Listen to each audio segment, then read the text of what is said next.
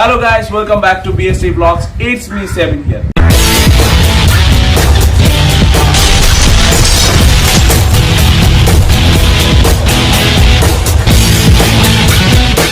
ഇന്ന് നമ്മൾ സംസാരിക്കാൻ പോകുന്നത് AC പറ്റിയാണ്. നമുക്കറിയാം നമ്മുടെ നാട്ടില് ചൂട് കൂടി വരികയാണ്. കഴിഞ്ഞ ഒരു 2 മാസമായിട്ട് വളരെ ചൂടാണ്. അതേപോലെ തന്നെ ഇനി വരുന്ന ഒരു 2 മാസത്തേക്കും ചൂട് തന്നെയായിരിക്കും. അപ്പോൾ നമ്മൾ എല്ലാവരും AC പർച്ചേസ്. വേറൊരു കാര്യം പറയാനുള്ളത്, നമ്മൾ പണ്ട് ചിന്തിച്ചുകൊണ്ടിരുന്നത് AC എന്ന് പറയുന്നത് പണക്കാരന്റെയും കുത്തക മുതലാളിമാരുടെയും ഒക്കെ വീടുകളിൽ മാത്രമുള്ള ഒരു സാധനം എന്നുള്ള രീതിയിലായിരുന്നു. ഇപ്പോൾ ഏതൊരു സാധാരണക്കാരനും അവന്റെ വീടുകളിലേക്ക് വാങ്ങി വെക്കാൻ പറ്റുന്ന ഒരു പ്രൊഡക്റ്റായി മാറിയിരിക്കുകയാണ് AC.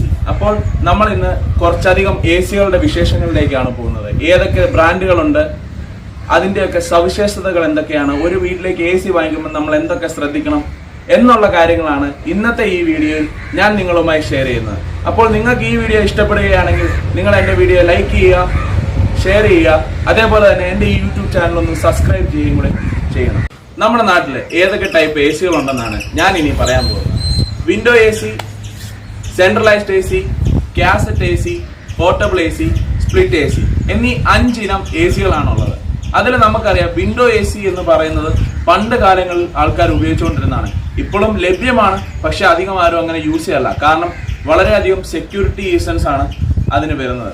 കാരണം എന്താണെന്ന് വെച്ച് കഴിഞ്ഞാൽ നമുക്കറിയാം വിൻഡോ AC എന്ന് പറയുന്ന ഒരു വിൻഡോ സൈസ്ഡ് ആയിരിക്കും, ഒരു യൂണിറ്റ് ആയിരിക്കും. വെളിയിൽ നിന്ന് ഒരാൾ പുഷ് ചെയ്താൽ അകത്തേക്ക് ഈസി ആക്സസ് ആയിട്ട് അയാൾക്ക് കയറി വരാൻ സാധിക്കും. അതുകൊണ്ട് തന്നെ ഇപ്പോൾ അങ്ങനെ ഒരു 99% ആൾക്കാരും വിൻഡോ AC യൂസ് ചെയ്യാറില്ല. പിന്നെ വരുന്നതാണ് സെൻട്രലൈസ്ഡും കാസറ്റ് AC. ഏകദേശം രണ്ടും ഒരേ പ്രവർത്തനങ്ങൾ തന്നെയാണ്. 2 യൂണിറ്റ് ആണ് അതിന് വരുന്നത്, ഇൻഡോറും ഔട്ട്ഡോറും. അതില് സെൻട്രലൈസ്ഡിന്റെ പ്രത്യേകത എന്ന് പറയുന്നത് അത് ഒരു വെന്റ് പോലെ ആയിരിക്കും ഇരിക്കുക, എയർ ഹോൾ പോലെ. കാസറ്റ് ACയുടെ പ്രത്യേകത ഒരു കാസറ്റ് ഷേപ്പിൽ നമ്മുടെ സീലിംഗിലായിരിക്കും അത് ഉണ്ടാവുക. അത് വരുന്നത് കൊമേഴ്ഷ്യൽ പർപ്പസുകളിലേക്കാണ് ഈ 2 മെത്തേഡും യൂസ് ചെയ്തു വരുന്നത്. അതേപോലെ അടുത്തതായിട്ട് വരുന്ന 4ാമത്തെ AC ആണ് പോർട്ടബിൾ AC. അതെന്ന് പറയുന്നത് ഒരു ഒറ്റ യൂണിറ്റ് തന്നെയാണ്, നമുക്ക് ഒരു റൂമിൽ നിന്ന് മറ്റൊരു റൂമിലേക്ക് കൊണ്ടു നടക്കാൻ പറ്റും എന്നുള്ളതാണ് അതിന്റെ പ്രത്യേകത. പക്ഷേ അതും അങ്ങനെ അധികം ആരും യൂസ് ചെയ്യാറില്ല. കാരണം അതിനും ഒത്തിരി അധികം മെറിറ്റ്സും ഡീമെറിറ്റ്സും ഉണ്ട്. പിന്നെ മെയിൻ ആയിട്ടും ഒരു 99% ആൾക്കാരും യൂസ് ചെയ്യുന്ന AC ആണ് സ്പ്ലിറ്റ് AC. അപ്പോൾ നമ്മൾ ഇന്ന് സംസാരിക്കാൻ പോകുന്നത് സ്പ്ലിറ്റ് ACയെ പറ്റിയും അതിന്റെ വിശേഷങ്ങളും ഏതൊക്കെ ടൈപ്പ് ഏതൊക്കെ ബ്രാൻഡ് സ്പ്ലിറ്റ് ACകൾ ഉണ്ടെന്നുമാണ്. 2 ടൈപ്പ് സ്പ്ലിറ്റ് ACകളാണ് നമുക്ക് മാർക്കറ്റിൽ അവൈലബിൾ ആയിട്ടുള്ളത്, നോൺ ഇൻവെർട്ടർ ആൻഡ് ഇൻവെർട്ടർ. ഇത് രണ്ടും ടെക്നോളജീസ് ആണ്. നമുക്ക് എല്ലാ കസ്റ്റമേഴ്സിനും ഒരു സംശയം ഉണ്ടായിരിക്കും, എന്താണ് ഇൻവെർട്ടർ, എന്താണ് നോൺ ഇൻവെർട്ടർ. നമുക്കറിയാം നമ്മുടെ നാട്ടില് പണ്ട് ഒരു 5-6 വർഷം മുമ്പ് വരെ നോൺ ഇൻവെർട്ടർ ACകളായിരുന്നു അവൈലബിൾ ആയിട്ടുണ്ടായിരുന്നത്. അതിന്റെ ഒരു ഡീമെറിറ്റ് എന്ന് പറയുന്നത് കറണ്ട് നല്ലതുപോലെ വലിക്കും എന്നുള്ളതായിരുന്നു. കറണ്ട് ബില്ല് വളരെ കൂടുതലായിരുന്നു. അതിന് കാരണം എന്തായിരുന്നു എന്ന് വെച്ച് കഴിഞ്ഞാൽ നമുക്കറിയാം ഈ നോൺ ഇൻവേർട്ടഡ് ടെക്നോളജി ഉള്ള ACകളെല്ലാം നമ്മുടെ റൂം ടെമ്പറേച്ചറും നമ്മൾ ഈ ഒരു സ്പ്ലിറ്റ് ACയില് ഇൻഡോർ യൂണിറ്റിൽ സെറ്റ് ചെയ്തേക്കുന്ന ടെമ്പറേച്ചറുമായിട്ട് കോൺസ്റ്റന്റ് ആയിട്ട് വരാൻ വേണ്ടി പ്രവർത്തിക്കുമ്പോൾ അതിന്റെ കംപ്രസർ വർക്ക് ചെയ്യുന്ന വോൾട്ടേജ് എന്ന് പറയുന്നത് അറൌണ്ട് 2000 വോൾട്ട്സ് അടുത്തായിരിക്കും. പിന്നെ നമ്മുടെ റൂം ടെമ്പറേച്ചറുമായിട്ട് ഇത് കോൺസ്റ്റന്റ് ആകുമ്പോഴത്തേക്ക് ഇത് കട്ട് ഓഫ് ആവുകയാണ് ചെയ്യുന്നത്. എന്ന് പറഞ്ഞാൽ കംപ്രസർ ഓഫ് ആവുകയാണ് ചെയ്യുന്നത്. അങ്ങനെ വരുമ്പോൾ റൂം ടെമ്പറേച്ചർ പിന്നെയും കൂടുമ്പോഴത്തേക്ക് AC റീസ്റ്റാർട്ട് ആകുമ്പോൾ കംപ്രസർ വീണ്ടും 2000 വോൾട്ട്സിലേക്ക് അടുത്ത് പോവുകയാണ്. അങ്ങനെ വരുമ്പോൾ കറണ്ട് കൺസപ്ഷൻ വളരെ കൂടുതലായിരുന്നു. അതുകൊണ്ട് തന്നെയാണ് ഇപ്പോൾ കൂടുതൽ ആൾക്കാരും ഈ നോൺ ഇൻവെർട്ടർ ACകൾ ഉപേക്ഷിച്ച് ഇൻവെർട്ടർ ACകളിലേക്ക് വരാനുണ്ടായ കാരണം കമ്പനികൾ അതിൽ പുതിയ ടെക്നോളജീസ് ഇംപ്ലിമെന്റ് ചെയ്ത് അതിനെ ഒരു ടൈറ്റ് മാർക്കറ്റ് ആക്കി മാറ്റുകയും ചെയ്തിരിക്കുന്നു. ഇൻവെർട്ടർ ACയില് കറണ്ട് ചാർജ് കുറച്ച് അല്ലെങ്കിൽ കറണ്ട് കുറച്ച് അത് കുടിക്കും. കാരണം എന്താന്ന് വെച്ച് കഴിഞ്ഞാൽ നേരത്തെ നമ്മൾ നോൺ ഇൻവെർട്ടറിൽ പറഞ്ഞ പോലെ തന്നെയാണ് പ്രവർത്തനം. പക്ഷെ വേറൊരു വ്യത്യാസം, ഇവിടെ കംപ്രസർ കട്ട് ഓഫ് ആവുന്നില്ല, പകരം അതിന്റെ മോട്ടോർ പവർ കുറയ്ക്കുകയാണ് ചെയ്യുന്നത്. എന്ന് പറഞ്ഞാൽ നമ്മൾ സെറ്റ് ചെയ്തേക്കുന്ന മെഷീനിലെ ടെമ്പറേച്ചറും റൂം ടെമ്പറേച്ചറും കോൺസ്റ്റന്റ് ആകുമ്പോഴത്തേക്ക് ഈ 2000 വാട്ട്സിൽ വർക്ക് ചെയ്യുന്ന കംപ്രസർ പതിയെ സ്ലോ ഡൗൺ ചെയ്ത് ഒരു 800 വാട്ട്സിലേക്കൊക്കെ വരുന്നു. പിന്നെ നമ്മുടെ റൂം ടെമ്പറേച്ചറിനെ ഈ മെഷീൻ കോൺസ്റ്റന്റ് ആയി നിർത്തുകയാണ് ചെയ്യുന്നത്. അല്ലാതെ നമ്മുടെ റൂം ടെമ്പറേച്ചറിനെ ആകുമ്പോഴത്തേക്ക് മെഷീൻ കട്ട് ഓഫ് ആവുന്നില്ല. അങ്ങനെ കട്ട് ഓഫ് ആവുന്നതുകൊണ്ടായിരുന്നു ഈ നോൺ ഇൻവേർട്ടർ എ സികൾക്ക് കറണ്ട് കൺസപ്ഷൻ കൂടുതലാണെന്ന് എല്ലാവരും പറയുന്നത്. അതേപോലെ തന്നെ നമുക്കറിയാം നമ്മുടെ മാർക്കറ്റിൽ ഇപ്പോൾ ഒത്തിരി ബ്രാൻഡുകൾ തന്നെ അവൈലബിൾ ആയിട്ടുണ്ട് എ സിയുടെ.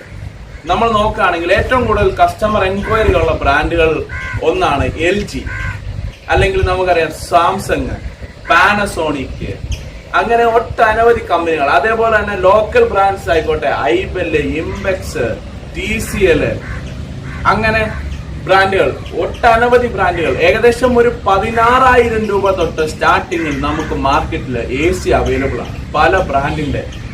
അതിൽ ഇൻവെർട്ടർ ടെക്നോളജി ഉള്ള എ സികളാണ് ഇപ്പോൾ ഞാൻ നേരത്തെ പറഞ്ഞതുപോലെ കൂടുതലായി കസ്റ്റമേഴ്സ് പർച്ചേസ് ചെയ്യുന്നത്.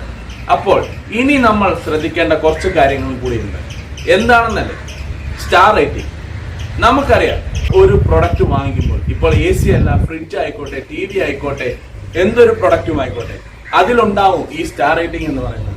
3 സ്റ്റാർ, 4 സ്റ്റാർ, 5 സ്റ്റാർ, 2 സ്റ്റാർ എന്ന് പറയുന്ന താഴേക്കടയിൽ നിന്ന് മേലേക്കടയിൽ വരെ വരുന്ന സ്റ്റാർ റേറ്റിംഗുകളുണ്ട്. നമ്മൾ എ സി നോക്കുമ്പോഴത്തേക്ക് നമ്മൾ സ്റ്റാർ റേറ്റിംഗ് നോക്കിയല്ല എ സി പർച്ചേസ് ചെയ്യേണ്ടത്. കാരണം നമ്മുടെ യൂസേജ് അനുസരിച്ചാണ് നമ്മൾ എ സി പർച്ചേസ് ചെയ്യുമ്പോൾ സ്റ്റാർ റേറ്റിംഗ് നോക്കേണ്ടത്. ഇപ്പോൾ 3 സ്റ്റാർ എ സി പർച്ചേസ് ചെയ്യുന്ന ആൾക്കാരോട് ചോദിക്കുക, എന്താണ് നിങ്ങളുടെ പർപ്പസ്? അവർ പറയും വീട്ടിൽ ഒരു 2 മണിക്കൂർ യൂസ് ചെയ്യാൻ വേണ്ടിയാണ്. ശരിയാണ്. നമ്മൾ ഒരു 70% ആൾക്കാരും കൂടിപ്പോയാൽ 4 മണിക്കൂർ അല്ലെ 5 മണിക്കൂറായിരിക്കും എ സി ഉപയോഗിക്കുക. അങ്ങനെയുള്ളവർക്ക് വേണ്ടിയാണ് ഈ ഒരു 3 സ്റ്റാർ 4 സ്റ്റാർ എ സികൾ. 5 സ്റ്റാർ എ സികളൊക്കെ കൊമേഴ്ഷ്യൽ പർപ്പസിന് വേണ്ടിയാണ്. ഒരു 12 to 15 hours കണ്ടിന്യൂസ് വർക്ക് ചെയ്യുമ്പോഴത്തേക്ക് 5 സ്റ്റാർ എടുക്കുന്നവർക്ക് കറണ്ട് ബില്ല് വളരെ കുറവേ വരുള്ളൂ.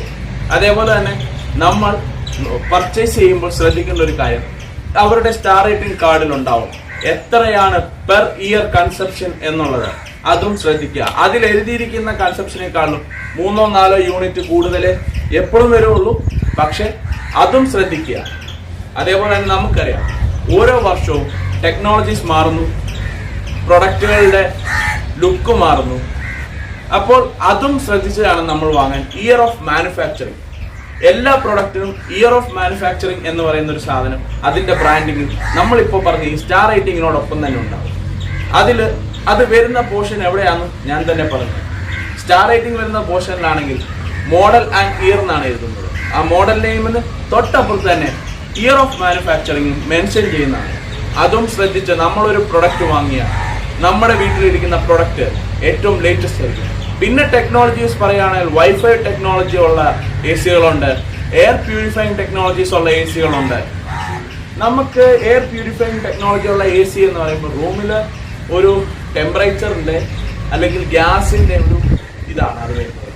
കാരണം നമ്മുടെ റൂമിൽ ഫംഗസോ കാര്യങ്ങളോ ഒന്നും വരാതിരിക്കാൻ വേണ്ടിയാണ് അങ്ങനെ ഒരു എയർ പ്യൂരിഫൈങ് സിസ്റ്റം ഉദ്ദേശിക്കുന്നത്.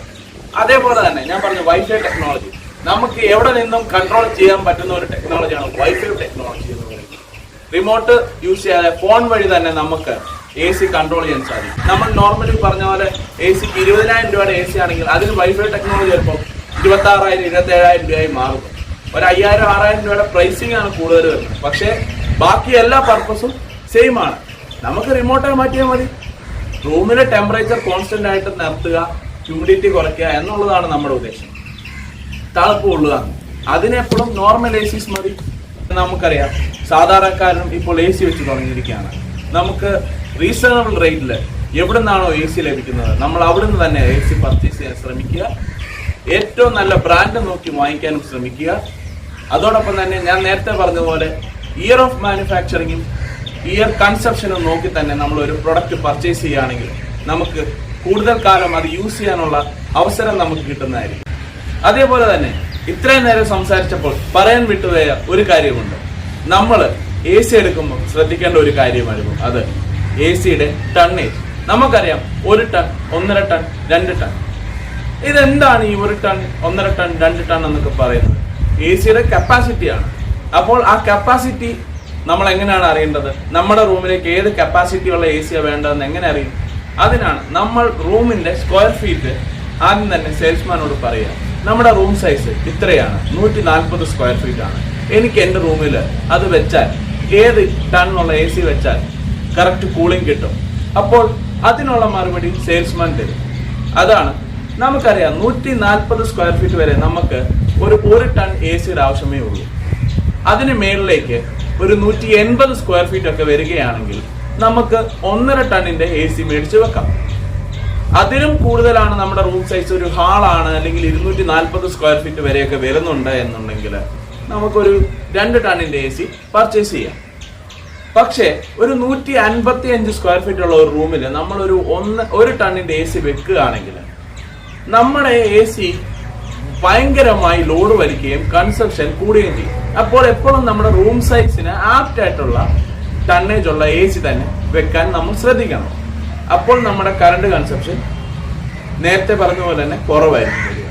അല്ലെങ്കിൽ എത്ര 5 സ്റ്റാർ AC മേടിച്ച് വെച്ചാലും റൂം കപ്പാസിറ്റിയിൽ കവിഞ്ഞ് അതിന് ചെറിയൊരു റൂമിലേക്ക് വെക്കേണ്ട AC കൊണ്ടൊന്ന് വലിയൊരു റൂമിലേക്ക് വെച്ചാൽ എങ്ങനെയാണേലും നമ്മുടെ കറണ്ട് കൺസപ്ഷൻ കൂടുതലേ വരുള്ളൂ. കാരണം അത്രയും കംപ്രസർ വർക്ക് ചെയ്യുന്നത്.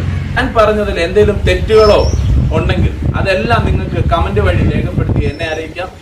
എന്നിലുള്ള ചെറിയൊരു അറിവ് നിങ്ങളിലേക്ക് പകരുന്നതോടൊപ്പം തന്നെ നിങ്ങളുള്ള അറിവ് എന്നിലേക്കും പകർന്നാൽ നമ്മുടെ അറിവ് വർദ്ധിക്കും. അപ്പോൾ ഷെയർ യുവർ നോളജ് എന്നൊരു മെസ്സേജുമായി ഞാൻ എൻ്റെ വീഡിയോ ഇവിടെ അവസാനിപ്പിക്കുകയാണ്. It's me Sebin Xavier signing out from BS3VLOGS. Bye guys.